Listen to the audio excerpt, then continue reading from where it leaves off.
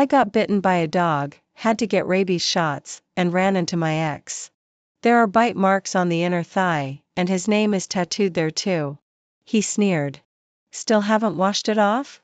My name really makes you unforgettable, huh? After drinking too much, I insisted on dancing with a dog by the roadside. As a result, the dog bit me. Now, I'm sitting in the animal injury department, staring at my ex, who I once cheated on, as we lock eyes. I suspect a medical accident might happen, because the sound of Sonny snapping open the ampoule is crisp. He sucks the clear liquid into the syringe, and his eyes above the mask remain as cold as ever. He frowns when looking at me. Pull your skirt up a bit. I hesitated for a second or two, and the man clicked his tongue in annoyance. I've seen worse. Sonny said that getting immunoglobulin would hurt. I didn't expect it to hurt that much. The bite is in a rather awkward place, on the inner thigh. His name is still prominently tattooed there, making it look like I can't forget him. The iodine-soaked cotton ball pressed against the wound, his movements were rough. If you knew, you'd think he was cleaning my wound. If you didn't, you'd think he was angrily trying to rub something off. The needle went in swiftly and without mercy. I gasped in pain. He shot a glance at me. Does it hurt? Didn't hear you scream when you got my name tattooed. After Sonny finished that injection, he disappeared. When the door opened again, it was a nurse who asked me to show my upper arm for the vaccine. I originally planned to roll up my sleeve, but the nurse said that wouldn't work, so I had to take half my shirt off. After all, we're both women, so it's not a big deal to just wear a bra. Where's Dr. Sonny? The nurse was preparing the syringe, and I looked up to ask her. He went to see patients. Is there anything you need? I responded with a simple "oh." I thought he would also be the one to administer the vaccine. With such a fine needle for the vaccine, there isn't much pain, and while pressing the cotton, I focused on the paper the nurse just gave me. It said I need to come back 4 more times for the vaccine to be complete. So, will Dr. Sonny still be?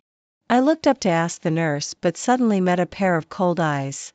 I didn't notice when he came in. He was opening the cabinet where the medicines were stored. His smile wasn't friendly at all. Don't worry, you won't see me. I won't be on shift those days. I froze, watching his long fingers handle the glass bottles. It wasn't until the door closed that I realized, half-dressed, I seemed to have been seen by him. I got bitten by a dog the day before yesterday after drinking, ran into my ex at the hospital yesterday, and today I have to move. I've been busy for a while, just about managing to get the scattered boxes upstairs.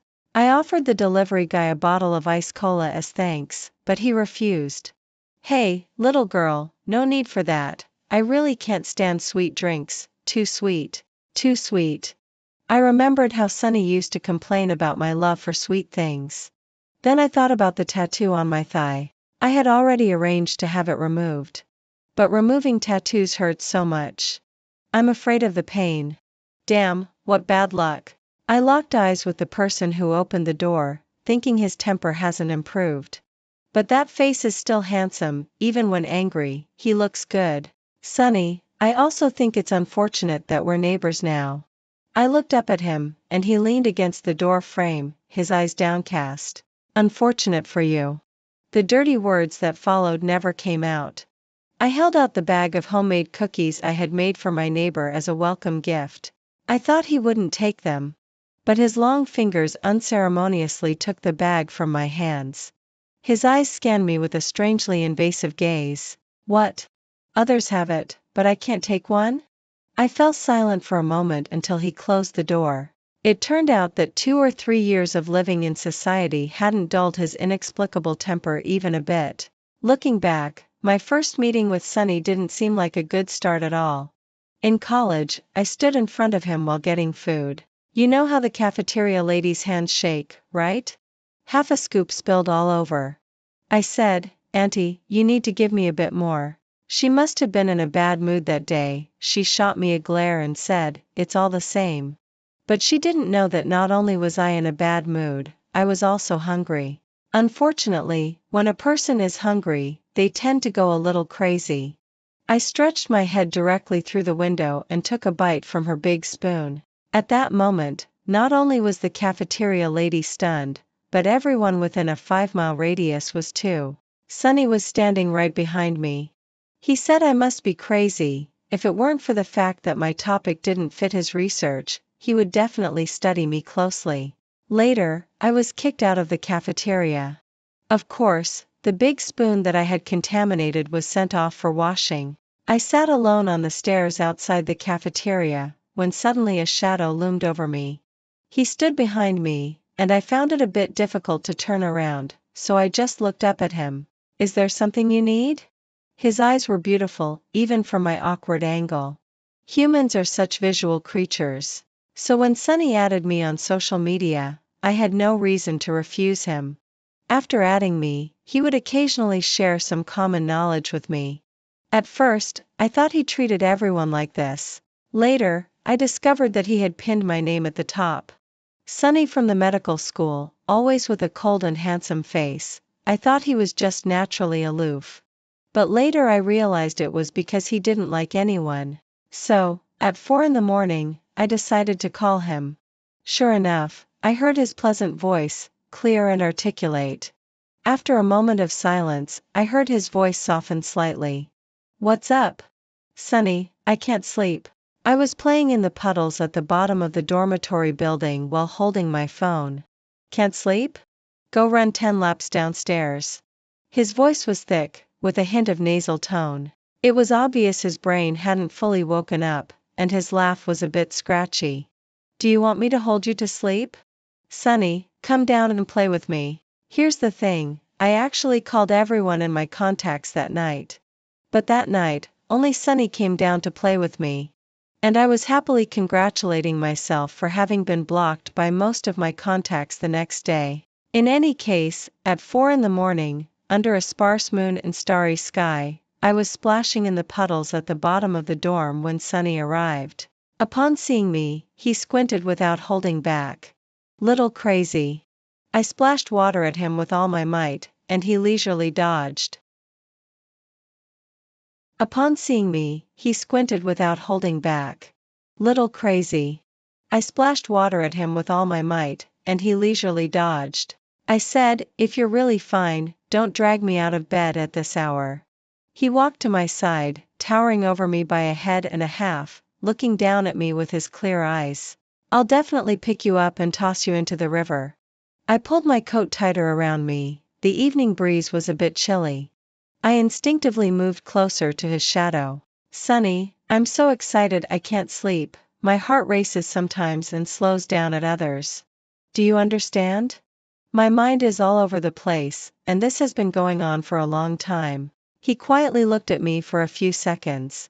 "Manic episode?" I nodded. "Have you been to the hospital?" "I have, and they prescribed me medication, but I'm still like this. I can't control myself. I feel so high, and everyone thinks I'm weird." I tugged at his shirt, but he had his hands in his pockets, looking rather unconcerned. "Oh. I thought he would at least comfort me." "Sure, it's just a manic episode. I told you before, if there's nothing going on, don't wake me up. I'll toss you into the river." He grabbed my wrist, pulling me along as I stumbled after him. Suddenly realizing we were headed in the wrong direction but feeling inexplicably excited. "Sonny, wait. Sonny, there's a lake ahead." "Where are you taking me?" So he really was going to toss me into the lake. This guy is too serious about his threats. The only thing a bit different is that he jumped in with me. If one of us couldn't swim, tomorrow's morning news would be about a couple from a certain university who jumped into the lake together. Even though it was early summer, the lake water at night was still very cold, and the water quality probably wasn't that great either. I flailed in panic, while he calmly pulled me up from the other side. It seemed like our school's artificial lake was pretty shallow. When near the shore, it felt like he could almost touch the ground. I clutched tightly at the collar of his shirt, which was uncomfortably wet against my body. "Do you have a problem too, Sonny?" His bangs were soaked, and when I noticed, I couldn't help but lift them for him, only to find he was smiling. A man with sword-like eyebrows and starry eyes looked even more dazzling when he smiled under the moonlight. "Yeah, I have a problem too." The warm breath he exhaled filled my ears. So others find you weird, but I don't. I never understood why Sunny was so intent on liking me. I'm someone who doesn't get recognized, while Sunny is someone everyone acknowledges. This is evident from how he effortlessly wins scholarships, while my classmates avoid me like the plague. So when I boredly poked my rice with chopsticks, I never imagined anyone would sit across from me. Hey, Sunny, what a coincidence. I greeted the person opposite me awkwardly as he unwrapped his chopsticks. His clear knuckles and the way he elegantly split the disposable chopsticks were somehow delightful to watch. Not really, there are so many empty seats in the cafeteria. Why would I sit in front of you? Because I came to find you. He always speaks so directly. I shoved a mouthful of rice into my mouth, feeling his gaze on me but too timid to look up. So I sped up my eating pace to triple. Until I felt a nudge against my leg under the table. Sunny, comfortably leaning back in his chair, was waiting for me to look up at him. Eat your food, it's going to get cold. I tried to deter his gaze, wishing he wouldn't be so impolite with his long legs pushing against mine. But he raised an eyebrow and curled his lip slightly. Even his smile was glaringly eye-catching, and his leg nudged mine again. I like you. How long are you planning to pretend you don't know? It was obviously he who confessed to me first. I sat at the corridor entrance, staring out at the swaying trees, unable to stop reminiscing. Until the elevator dinged, pulling me back to reality. Dr. Sunny, you really made me wait a long time. At the end of spring, this was probably the last season he would wear a trench coat. I have to admit, he really suited it. The rolled-up sleeves revealed a delicate forearm, and casually holding his car keys made his tall figure look even more slender. It was 2 a.m, and his eyes were slightly tired. What's up? He squinted, sizing me up without courtesy. Sunny, my water heater is broken. I stated bluntly. He looked at me for a second or two and smirked. Can't you just wash outside? It's so late, there's no one to open the door. He raised his hand to unlock the door with his fingerprint, and I followed him inside. Is it really that hard to find somewhere open 24 hours? Or you could wash at someone else's place, right? Aren't you good at bringing cookies? But he showed no mercy, blocking the space between me and his front door with his arms crossed. But I live closer to you, and we're more familiar. I had thought that after all these years, he'd seen countless female patients act cute in front of him. He should have developed a heart of stone by now. Well then, don't wash. As expected, he had a heart of stone. I stared at him in shock, slowly brewing my emotions. Soon, feelings of grievance and unwillingness surged up. My nostrils burned, and tears fell in front of him, who could tell how much of it was real. Do you cry the same way every time? Yes, I had cried in front of him many times before. After a while, my throat was hoarse from crying. Finally, he found some shoe covers in the corner of the shoe cabinet and tossed them at me. I sniffled as I grabbed the elastic edge of the shoe cover, struggling to stand. In the end, he couldn't bear to watch any longer and held onto my ankle. He efficiently helped me change into them. His home was as indifferent as ever. There wasn't a single lively thing. I'd believe it if someone told me the place hadn't been lived in for months. The bathroom, go wash. He pointed with his chin to indicate where the bathroom was. But I stood in front of him, showing no intention of moving. What are you planning? Clearly, after not seeing me for years, Sunny had forgotten what kind of lunatic I was. I took a few steps forward and suddenly lunged at him. Who would have defenses in their own home? So he was caught off guard and pressed onto the sofa. Hearing his cold curses in my ear, he instinctively protected my waist as he fell. But he should have been more concerned about himself. I ruthlessly lifted his shirt. The subtle outline of muscles on his abdomen indicated that he hadn't neglected his workouts over the years. The tightness of his waist was undeniably enticing. But that wasn't my purpose today. My gaze shifted to his left chest. There, still adorned with beautifully written letters, was my name tattooed on him. You didn't wash it off either, did you, Sunny? In the bathroom, the shower poured down steaming hot water. I found myself chuckling at his embarrassed expression earlier. The man's face darkened, his long, defined fingers half covered his face as he shoved me towards the bathroom. He slammed the door with considerable force. Thinking of this, I couldn't help but burst into laughter in the bathroom. When my gaze dropped, I caught sight of the tattoo of my name on my leg. Next to the scabbed-over wound, quite some time had passed, and the ink had faded a bit. I remembered Sunny's comment about our tattoos, only dumb couples do such things. Back then, my condition had worsened. For me, mania felt like a tangled mess with blades wildly stirring inside. When it got serious, I couldn't sleep for nights on end, so I'd call him. He was swamped with coursework, often barely hitting the pillow at 2 in the morning before I would call him up. He never got angry. One day, I was leaning over the balcony in my dormitory and told him I wanted to get a tattoo. He paused for a second or two and asked in a husky voice, "Why?" I made a friend who is also a patient, and she mentioned that whenever she has an episode, she gets a tattoo. It really helps ease her anxiety. So I thought, why not try it too? What if it really works? Sunny, I'm being tortured by this inexplicable excitement. During that time, I often shared very negative thoughts with him.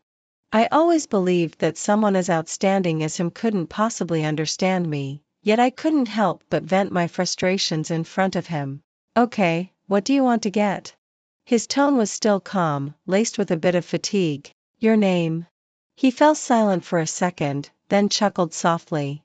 Have you thought about how much it'll hurt if you want to remove it later?" Why did I want to tattoo Sunny's name? Because in my 20-something years of unremarkable life, he was the only crooked light. Simply put, I just wanted to get it tattooed. It could be anything, but his name was his name. After all, I had no one else to worry about. So, at the entrance of a small alley in the pedestrian street, I found the tattoo studio my friend recommended. Sunny accompanied me, insisting he would just watch and absolutely wouldn't get a tattoo himself. As I lay in the chair, I didn't feel much when the artist began to outline my tattoo. But when the tattoo gun started buzzing, I wanted to escape. Sunny stood beside me, his hands in his pockets, looking down at me with his cold, refined gaze. "Sunny." I grabbed his hand, which felt a bit cold, and he let me hold it. "I'm afraid it'll hurt. Isn't it a bit late to say that now?" His fingers returned my grip, the rough texture lightly tickling me, though his smile was barely there. "Sunny." When I called his name for the second time, he clearly couldn't take it anymore. He lightly tugged at my hand, as if conceding. "Really afraid it'll hurt?" I nodded.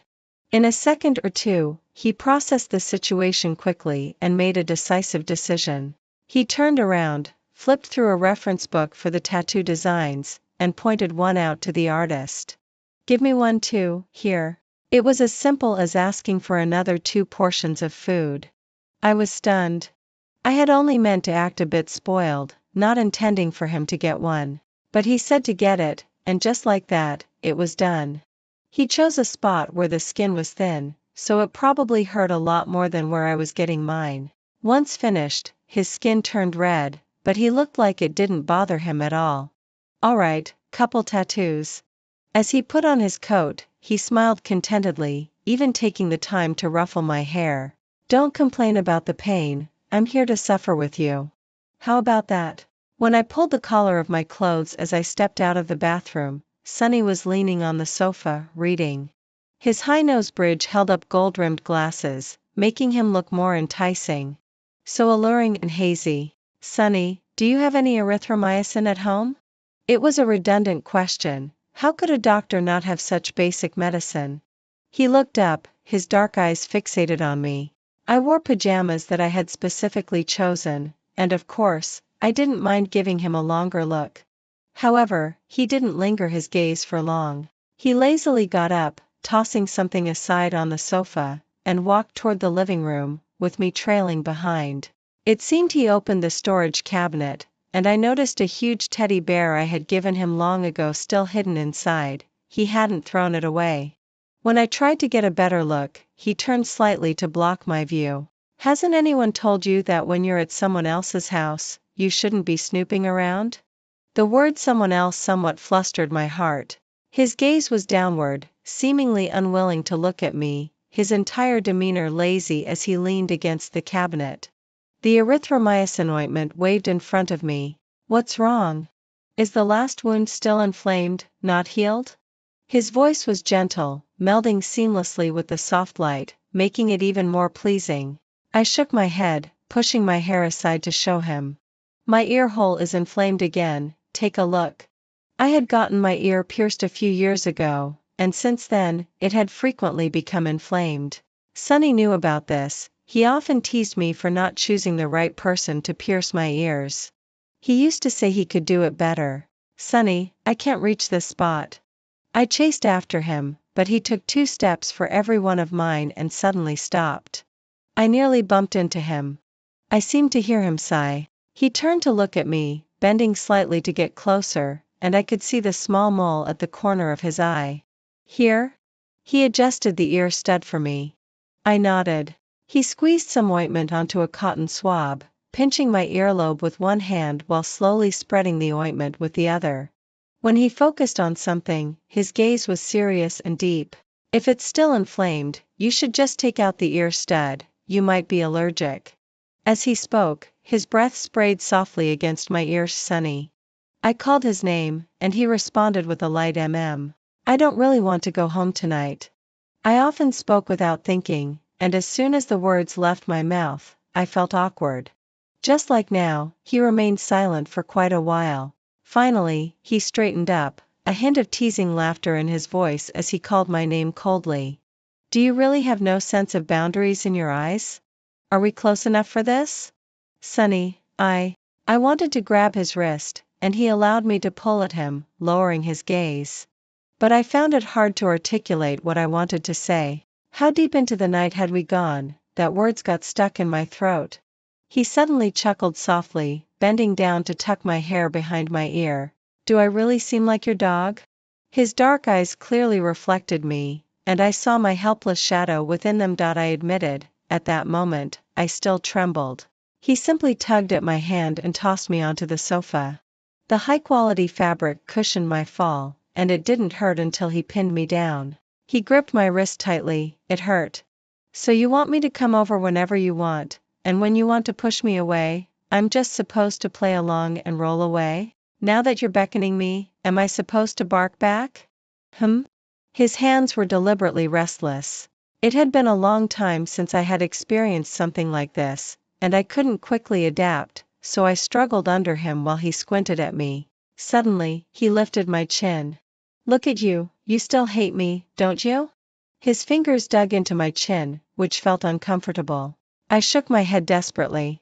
Actually, I wanted to tell him it wasn't like that. I didn't think of him as my dog, and I didn't hate him. But when I opened my mouth, all that came out was a whimper. Damn it, my mania was gradually wearing down my emotions again. I didn't want him to see me in such a sorry state. But he called my name slowly, each syllable lingering on his lips as if he were savoring it. It was you who abandoned me first. You were the one who said to break up.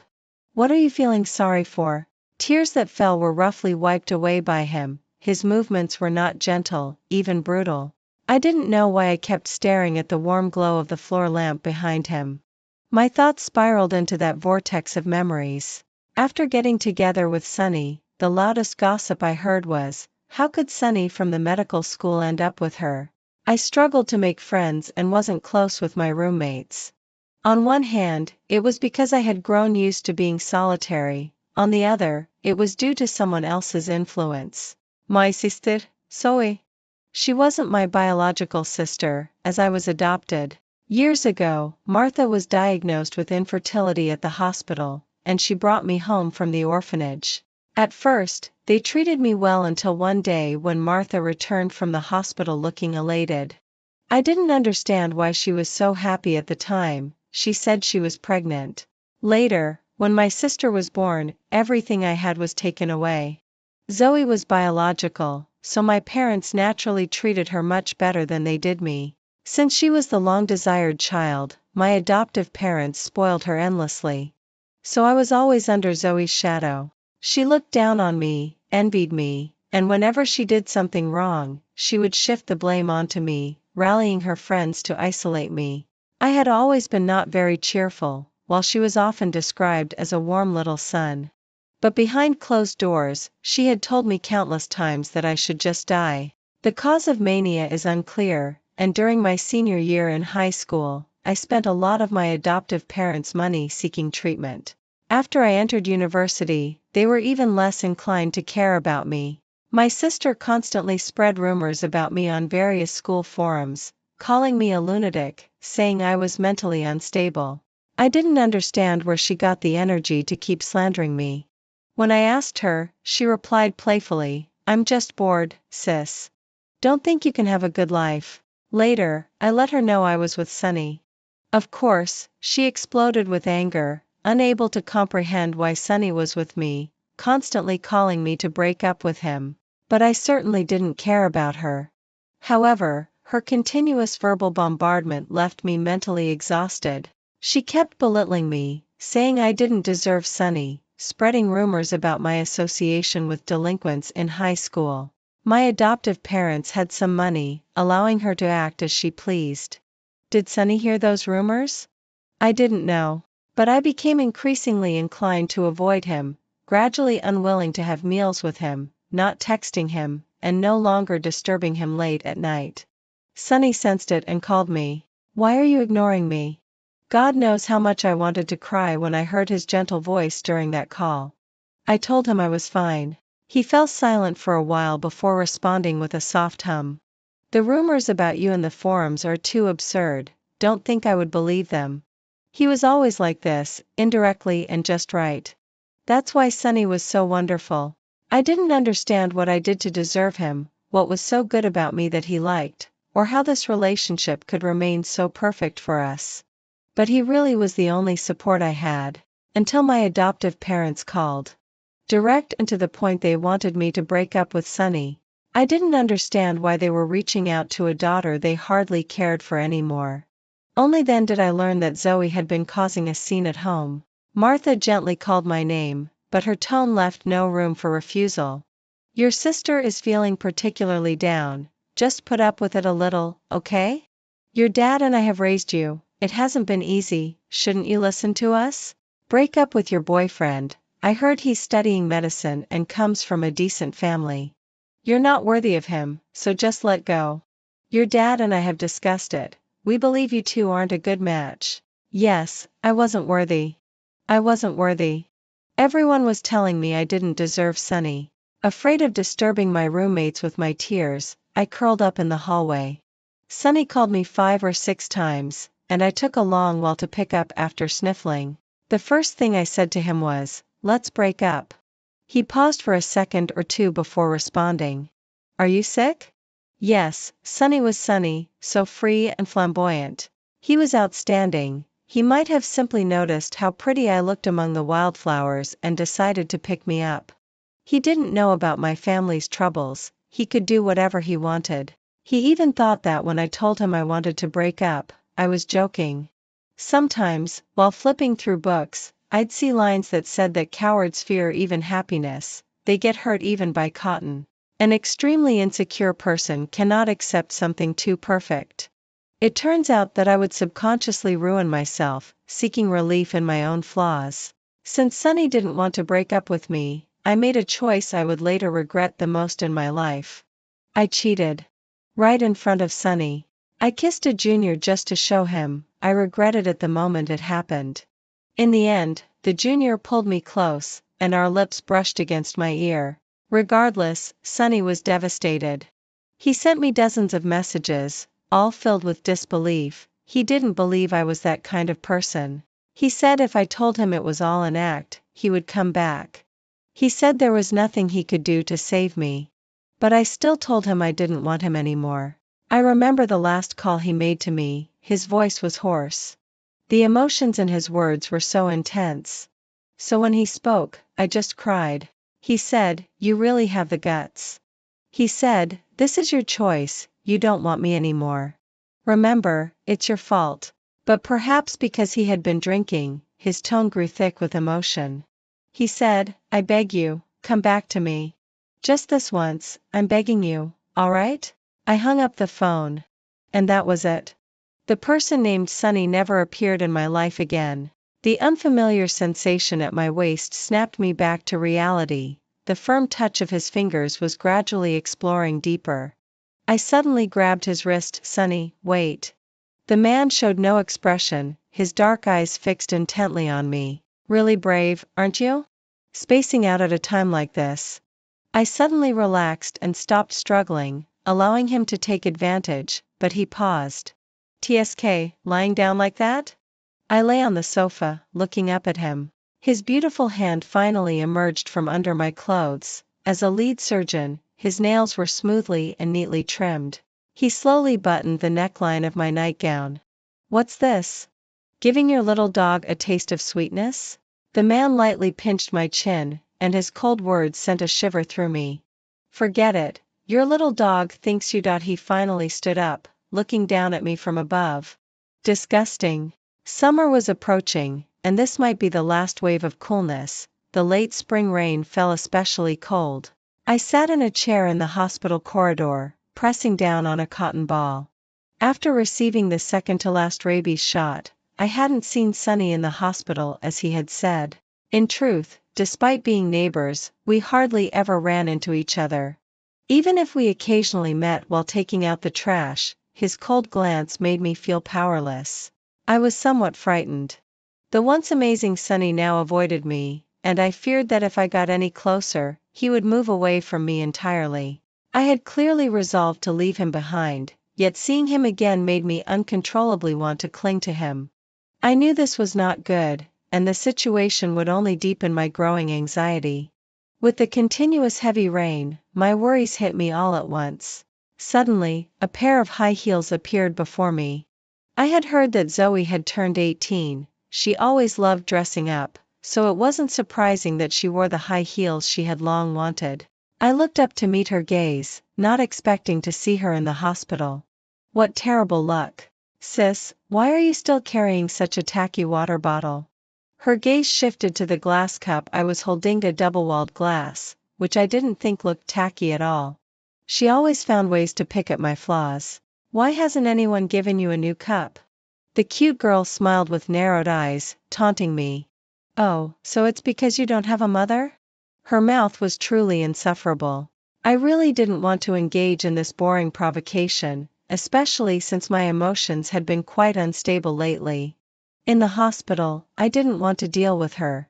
So I stood up, preparing to ignore her and walk away. But she clearly wasn't willing to let me go.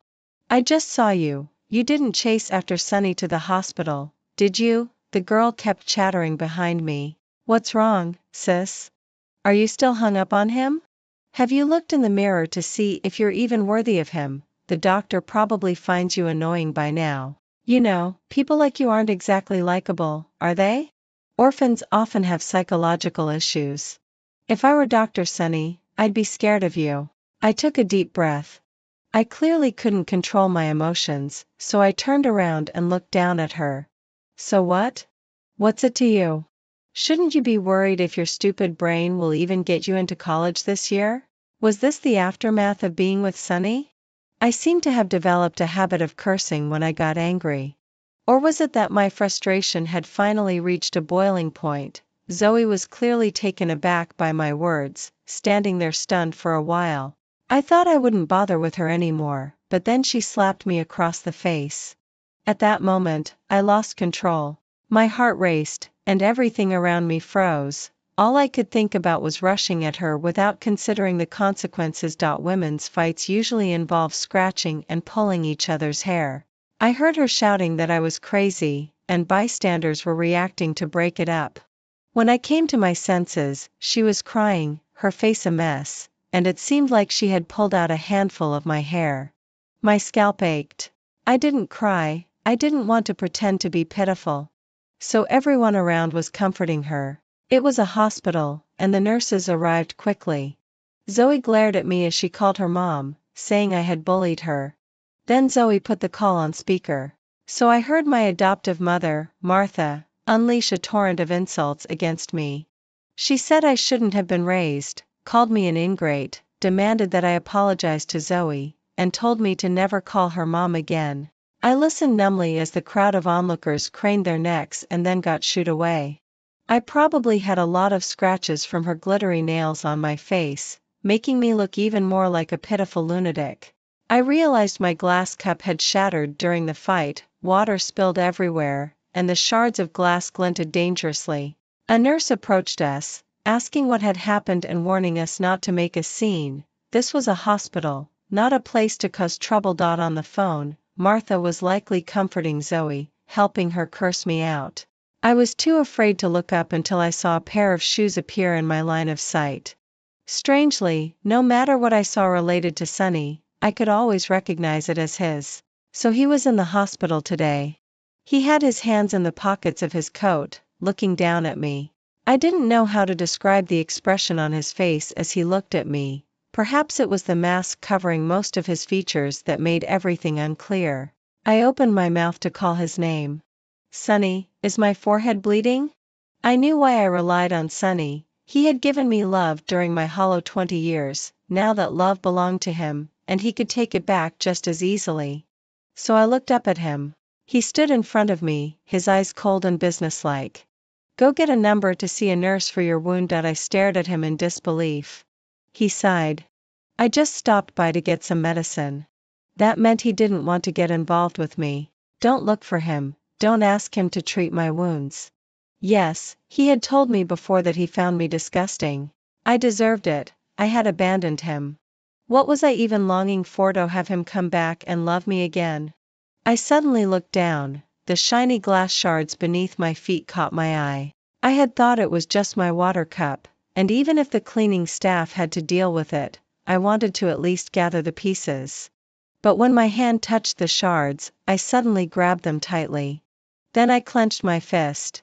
The initial pain was excruciating, and I stared in shock as drops of blood flowed from my palm, splattering onto the floor and mixing with the tiny shards of glass.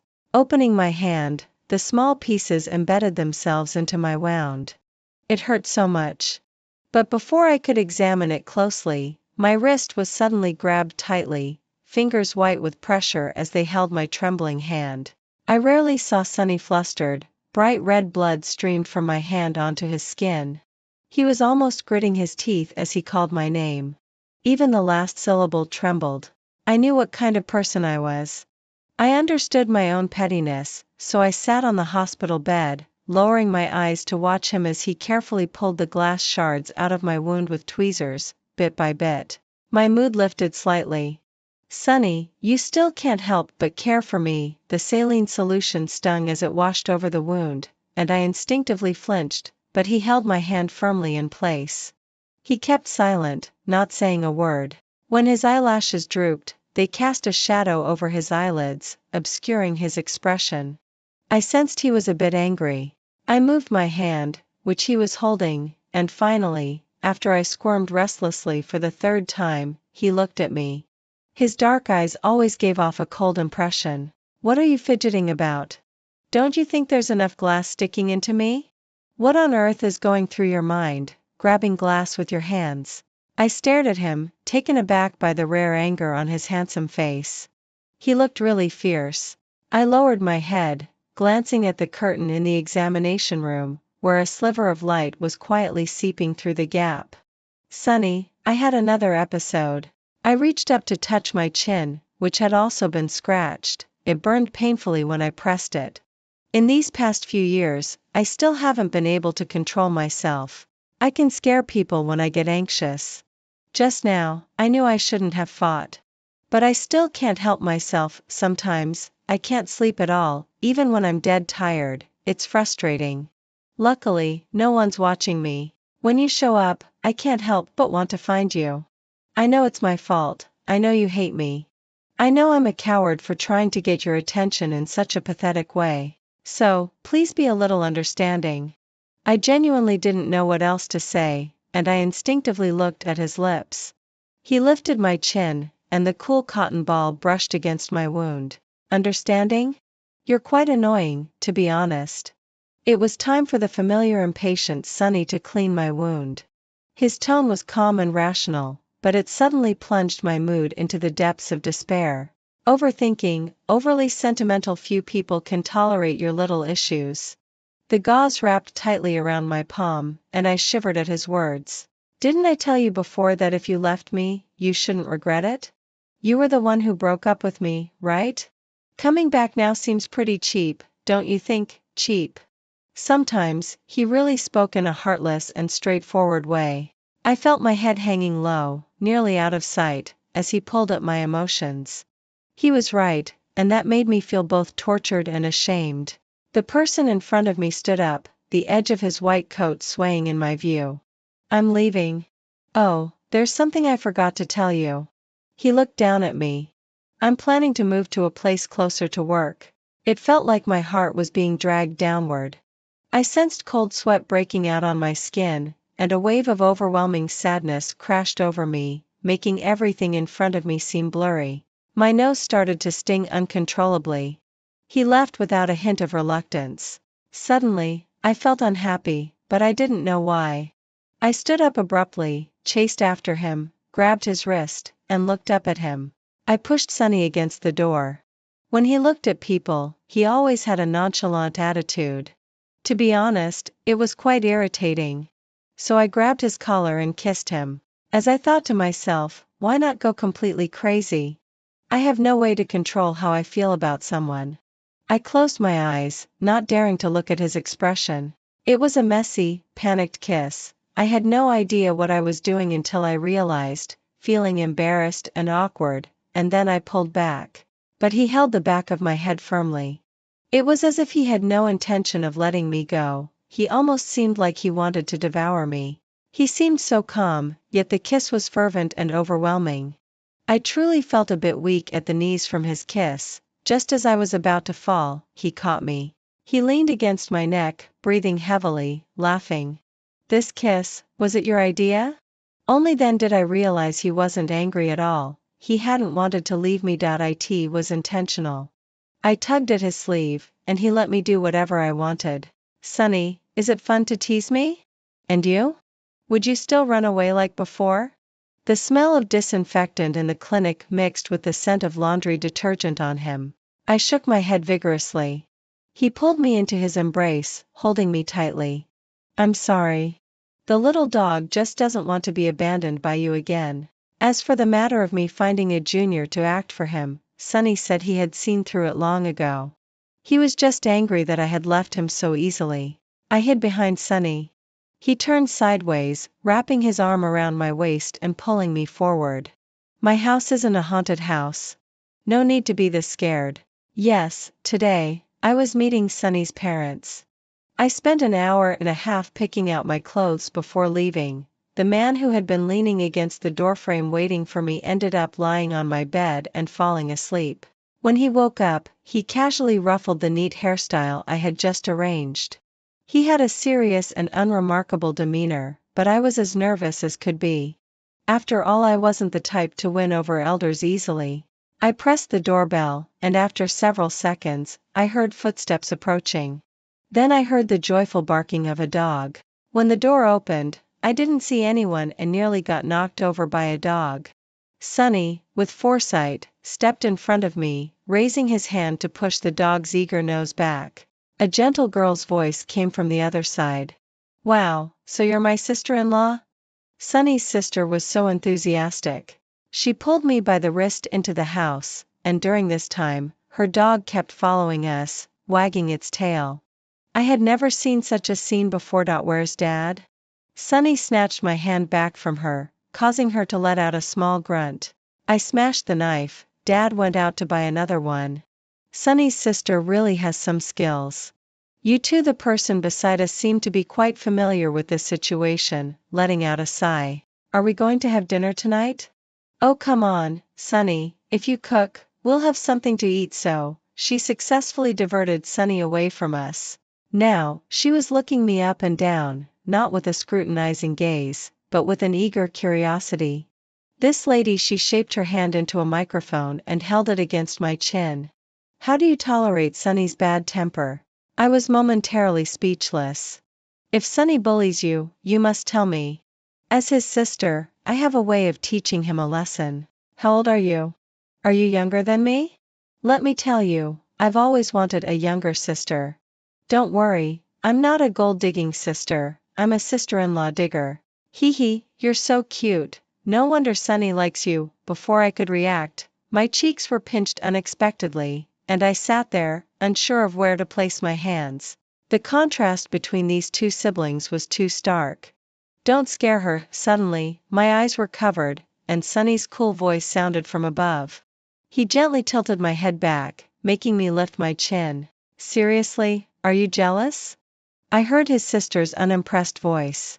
I just don't want you to lead my girlfriend astray. His voice suddenly lowered, brushing against my ear, his warm breath sending a shiver down my spine.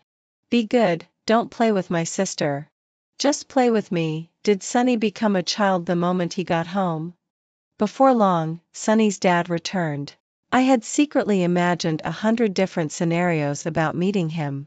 Sunny's dad was a well-respected educator in our city. I thought he'd be a calm and stern father, but unexpectedly he was so friendly. The older man grabbed Sunny's sister, continuously confirming if Sunny really brought a girlfriend home. What a lovely girl to be with our little Sunny. I also think it's unbelievable. His sister chimed in. Actually, I knew they were asking each other rhetorical questions, but their voices were quite loud. Before coming to Sunny's house, he had told them about my situation to some extent. So, I was quite grateful. They tried to lighten the atmosphere, taking care of someone as sensitive as me, preventing me from feeling as nervous as I was when I first entered. Their dog kept wagging its tail at me as well. It seemed like Sunny did most of the cooking for dinner. I helped a little in the kitchen, and Sunny told me that his dad and sister didn't cook much. Dad was so excited this morning, telling me he wanted to prepare a big feast for you, but I thought it would be better to order takeout. It's fine. I handed him the chopped green onions and ginger, watching as they sizzled when they hit the hot oil. I'm really happy. Perhaps it was finally participating in the warmth of everyday life. I was no longer the disliked presence. I was finally getting a compliment. I blinked, realizing my eyes were a bit teary. Was it the spicy peppers being too stimulating?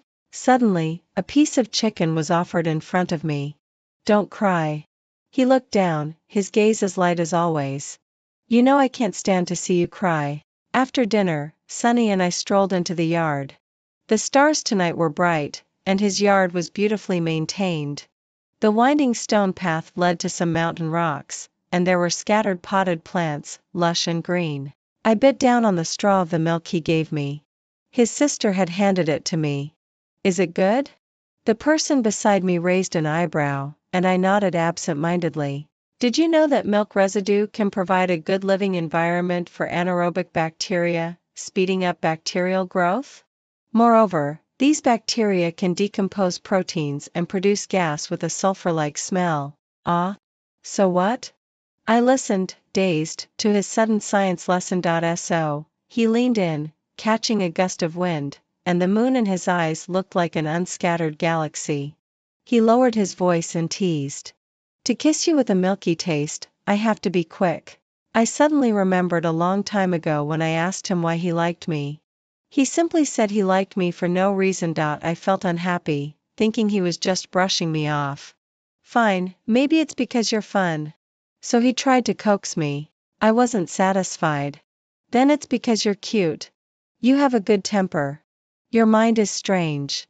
You solve math problems really quickly. I can't stay mad at you. You. He listed so many reasons in one breath.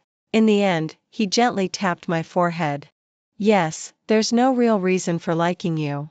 But if I had to say, anything can be a reason to like you. End of the story. End of the story. End of the story. End of the story. End of the story. End of the story.